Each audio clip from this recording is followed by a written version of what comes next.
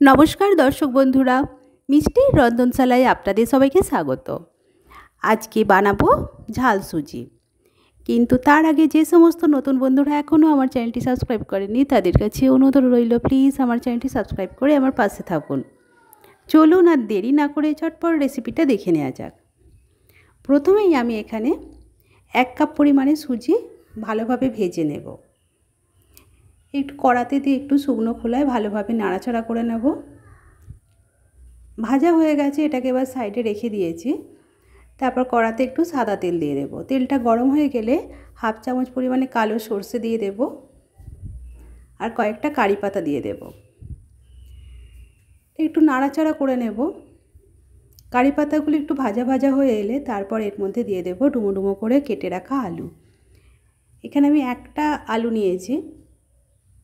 আলুটা দিয়ে একটু নাড়াচাড়া করে নেব ভালোভাবে। একটু হালকা ভাজা ভাজা মতন হয়ে গেছে, তারপর এর মধ্যে আমি দিয়ে দেব গাজর কুচি। গাজরটাও ডুমো ডুমো করে কেটে নিয়েছি। আলু আর গাজর দিয়ে একসাথে ভালোভাবে একটু নাড়াচাড়া করে নেব।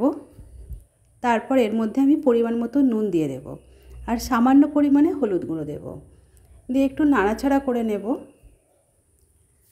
নুনটা আমি এখানে একবারই দিয়ে দিয়েছি আর পরে নুন ইউজ করব না। তারপর গ্যাসটা লো ফ্লেমে রেখে ঢাকা চাপা দিয়ে বেশ কিছুক্ষণ রান্না করব। একটা আলু কেটে দেখাচ্ছি, আলু সিদ্ধ হয়ে গেছে।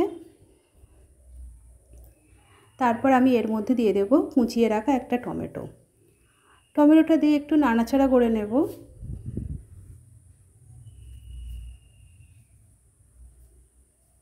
তারপর লো ফ্লেমে রেখে আবার কিছুক্ষণ চাপা দিয়ে রেখে দেব।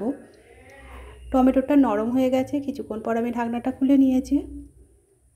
তারপর আবার একটু নাড়াচাড়া করে নিয়ে এর মধ্যে দিয়ে দেব ভেজে রাখা সুজিটা।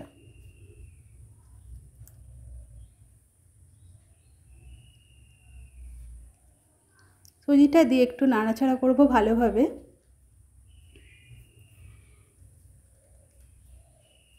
এই রেসিপিটা খুব তাড়াতাড়ি হয়ে যায়, মাত্র 10 মিনিটে এইভাবে তাড়াতাড়ি করে আপনি বানিয়ে নিতে পারবেন। খুব হেলদি ব্রেকফাস্ট। এইভাবে একটু 2 থেকে 3 মিনিট প্রায় ভালোভাবে নাড়াচাড়া করে নেব সবজিগুলোর সাথে। তারপর এর মধ্যে দিয়ে দেব কাঁচা লঙ্কা কুচি। আমি এখানে 3টে কাঁচা লঙ্কা কুচি দিয়েছি, আপনারা আপনাদের পরিমাণ মতন ঝালটা দেবেন। তারপর আমি গরম জল একটু বসিয়ে রেখেছিলাম, গরম জলটা একটু একটু করে এর মধ্যে দেব। এইভাবে একটু একটু করে গরম জলটা দিলে এটা বেশ ঝরঝরে হবে, একবারে পুরোটা দেবেন না। 1 কাপ সুজির জন্য 2 কাপ জল দিতে হবে এখানে।